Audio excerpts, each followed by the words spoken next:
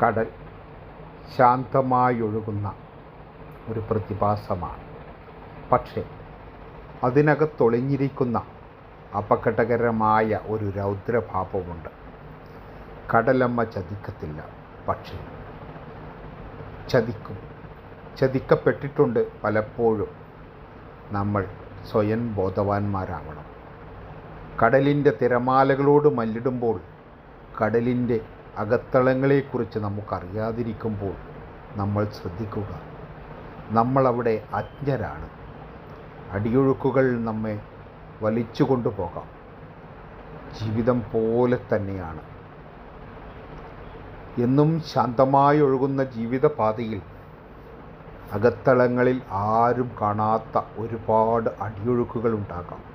മാനസിക സമ്മർദ്ദങ്ങളുണ്ടാകാം, മാനസിക സംഘർഷങ്ങളുണ്ടാകാം. എന്നെങ്കിലും ഒരു നാൾ പൊട്ടിത്തെറിക്കാൻ വെമ്പി നിൽക്കുന്ന ആ സംഘർഷങ്ങൾ അതുപോലെ തന്നെയാണ് കടൽ. നമ്മൾ കാണുമ്പോൾ നമ്മളെ തല്ലിത്തലോടിപ്പോകുന്ന ചെറു ഓളങ്ങളായ തിരമാലകളായിരിക്കാം.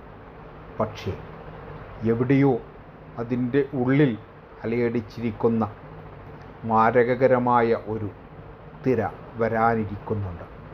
അത് നമ്മെ കാർന്നെടുത്തു കൊണ്ടുപോകും.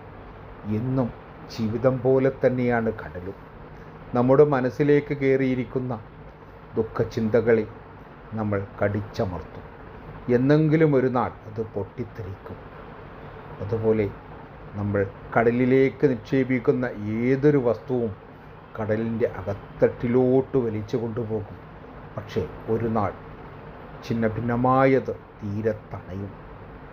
മനസ്സിലാക്കുക, ശാന്തമായൊരു അന്തരീക്ഷത്തിനകത്തും സമ്മർദ്ദങ്ങൾ നിറഞ്ഞ ഒരു ബോംബ് നിലനിൽക്കുന്നുണ്ട്. എന്നും പൊട്ടാനായിട്ടുള്ള ഒരു ബോംബ്.